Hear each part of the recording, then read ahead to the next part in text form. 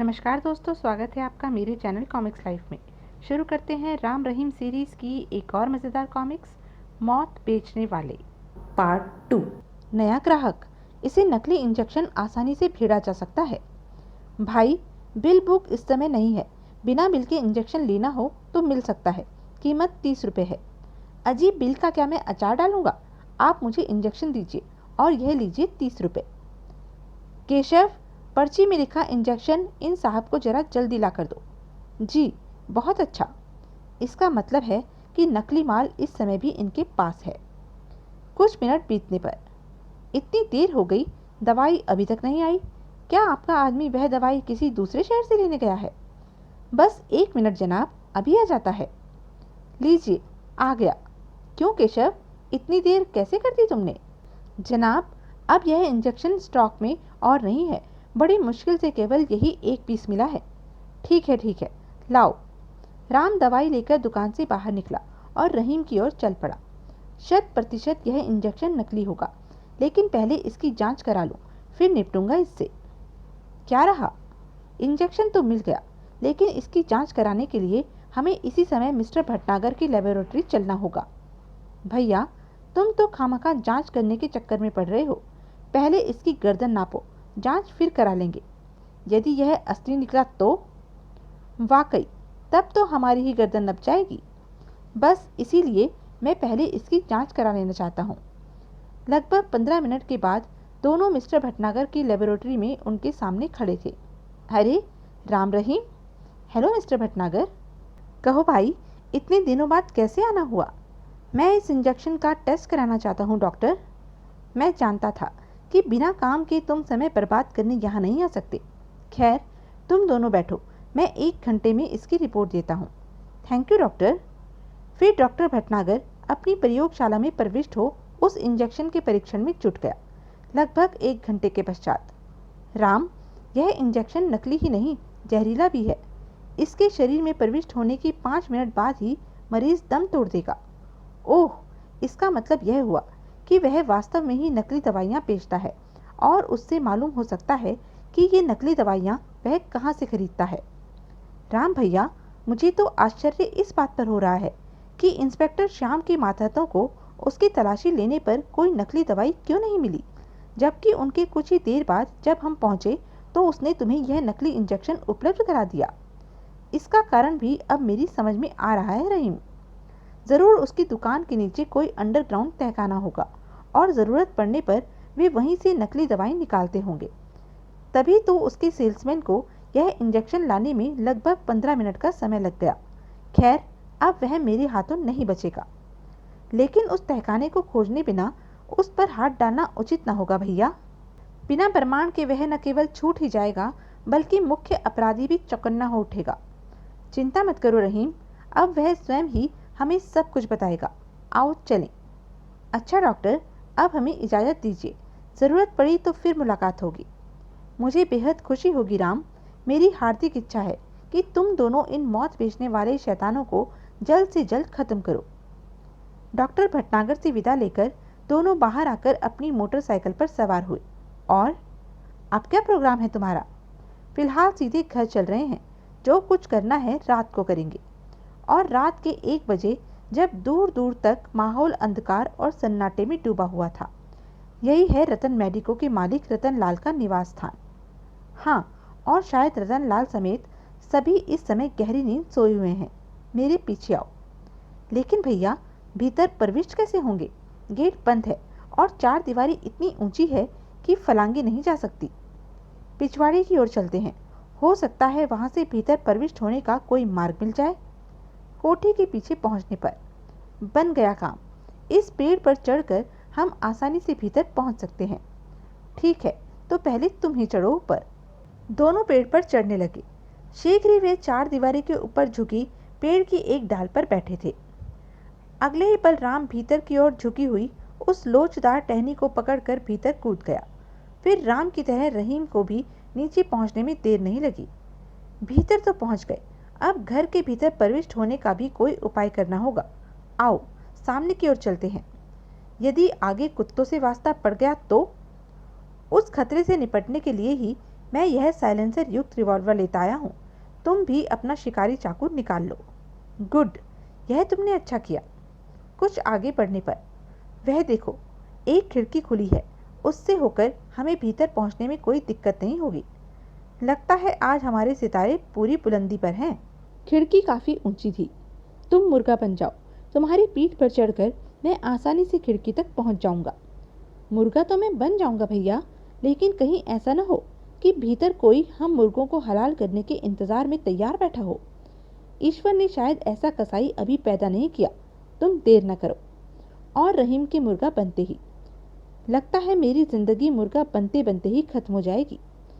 राम खिड़की फांद कर भीतर पहुंचा और उसने जेब से पेंसिल टॉर्च निकालकर जला ली। ड्राइंग रूम मालूम पड़ता है। अब जल्दी से रहीम को भी अंदर ले आना चाहिए। निश्चिंत होने पर, भीतर कोई खतरा नहीं है।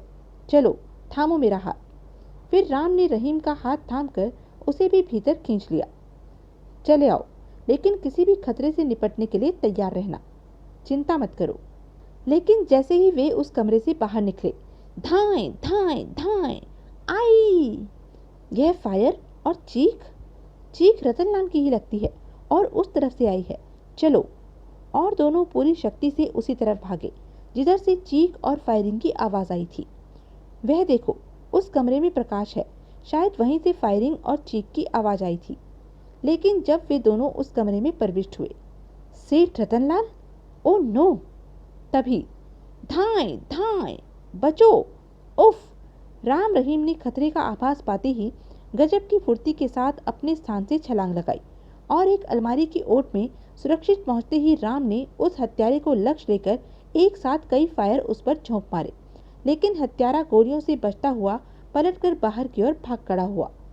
कमबख्त भाग रहा है। राम और रहीम भी अपने अपने स्थान से निकलकर उसके पीछे लपके। बचकर न जाने पाए भैया। अब उसके लिए यह असंभव है। हत्यारा कोठी से निकलकर मेन गेट की ओर दौड़ा, जो इस समय खुला हुआ था। ओह, द्वार खुला है, लेकिन मैं उसे बचकर जाने नहीं दूंगा। उफ, लगता है वह भाग निकलने में सफल हो जाएगा। अगले पल राम ने दौड़ते दौड़ते ही हवा में एक जबरदस्त छलांग लगाई। वह मारा और आह! हत्यारा धरती पर दूर तक लुढ़कता चला गया। फिर इससे पहले कि वह उठकर खड़ा हो पाता, रहीम उसके सीने पर चढ़ बैठा। बस बस बच्चे, बहुत हो चुका। यदि अब ज्यादा चालाकी दिखाने की कोशिश की तो चेहरे पर जहन्नुम का नक्शा बना दूंगा। शाबाश रहीम। फिर शीघ्र ही राम भी उसके निकट पहुंच गया। बताओ, तुमने रतनलाल का खून क्यों किया? जाली करेंसी छापने वाला और नकली दवाइयां बनाने वाला कौन है? नहीं नहीं, मैं कुछ नहीं बता सकता। यदि मैंने कुछ भी बताया तो बॉस मुझे जान से मरवा देगा। और यदि नहीं बताओगे तो हम भी तुम्हारा वैसा ही हाल कर देंगे जैसा तुमने रतनलाल का किया है। उफ! रहीम द्वारा की गई जबरदस्त पिटाई से आखिरकार हत्यारे को घुटने टेकने ही पड़े। ठहरो, मुझे मत मारो। मैं सब कुछ बताने के लिए तैयार हूँ। शाबाश, तो फिर जल्दी से शुरू हो जाओ। परंतु इससे पहले कि हत्यारा एक शब्द भी मुंह से निकाल पाता कि तभी गेट के बाहर खड़ी एक कार से गोलियों की बौछार हुई और धाएं धाएं धाएं, आई! गोलियां बरसाने के बाद वह कार तेजी से आगे बढ़ गई। राम रहीम पूरी गति से बाहर खड़ी अपनी मोटरसाइकिल की ओर लपके। कमबख्त भाग रहा है। हमें उसे हर कीमत पर पकड़ना है, वरना अपराधी तक पहुंचने के सारे मार्ग बंद हो जाएंगे। परंतु अपनी मोटरसाइकिल के निकट पहुंचते ही दोनों ने अपना सिर पीट लिया। सत्यानाश! दोनों पहियों की हवा निकली हुई है। व्हाट? तब तक कार उनकी पहुंच से काफी दूर हो चुकी थी। उफ! कमबख्त निकल गया हाथ से। यह काम भी उसी सुअर का लगता है।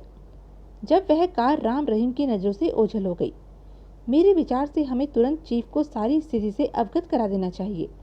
हाँ, यही उचित होगा। आओ। कुछ देर बाद राम रतनलाल की कोठी के भीतर ही एक कमरे में रखे फोन पर चीफ का नंबर मिला रहा था। उधर अचानक फोन की घंटी बजने से चीफ मुखर्जी की नींद टूट गई। ट्रिन ट्रिन। 2 बजे हैं। इतनी रात गए किसका फोन हो सकता है? Hello, S Mukherjee is here. Hello chief uncle, यह मैं हूँ, राम। ओह, तुम? कहो, क्या बात है? मिस्टर रतनलाल का एक बदमाश ने खून कर दिया है और इस समय मैं रतन लाल की कोठी से बोल रहा हूँ। क्या? मैं अभी पहुँच रहा हूँ। सुनो, तुम इंस्पेक्टर श्याम को भी फ़ोन कर दो ताकि वह फोटोग्राफर व एम्बुलेंस आदि लेकर वहाँ पहुँच जाए। Okay chief. फिर फ़ोन डिस्कनेक्ट करने के बाद चीफ मुखर्जी जल्दी से कपड़े बदलने लगे और कुछ देर बाद चीफ मुखर्जी के साथ साथ इंस्पेक्टर श्याम भी अपने दल बल के साथ सेठ रतन लाल की कोठी पर था। इंस्पेक्टर, अब इसमें कोई संदेह नहीं रहा कि रतन लाल नकली दवाई बनाने वाले गिरोह का एक एजेंट था और यह बदमाश भी उसी गिरोह का एक गुर्गा। यही बात लगती है। मेरे विचार से हमें कोठी की तलाशी लेनी चाहिए। हो सकता है कोई ऐसा सूत्र हाथ लग जाए जो हमें मुख्य अपराधी तक पहुंचा दे। मैं भी यही कहना चाहता था। आओ भीतर चलें। इंस्पेक्टर श्याम ने तुरंत सिपाहियों को कोठी की तलाशी लेने का आदेश दिया और स्वयं चीफ मुखर्जी और राम रहीम के साथ उस कमरे में पहुंच गया जहां रतन लाल की लाश पड़ी थी। राम सिंह, फोटोग्राफर जब अपना काम निपटा ले तो दोनों लाशों को पोस्टमार्टम के लिए भेज देना। Yes sir. तभी तलाशी ले रहे सिपाहियों में से एक ने वहां प्रवेश किया। सर, नकली दवाइयां तो हमें नहीं मिली, लेकिन एक अंडरग्राउंड तहखाने में लाखों के नोट पड़े हैं। क्या? ओह! तुरंत चीफ मुखर्जी, राम रहीम और इंस्पेक्टर श्याम उस सिपाही के साथ एक ऐसे कमरे में पहुंचे जहां से तहखाने में जाने का मार्ग था। सर, संयोग से मेरा हाथ इस तस्वीर पर पड़ गया था। इसके घूमते ही यह गुप्त मार्ग निकल आया था। नीचे चलो। तो यह थी अब तक की कहानी। आगे की कहानी जानने के लिए बने रहें मेरे साथ। और हाँ, मेरे चैनल को लाइक, शेयर और सब्सक्राइब करना ना भूलें। धन्यवाद।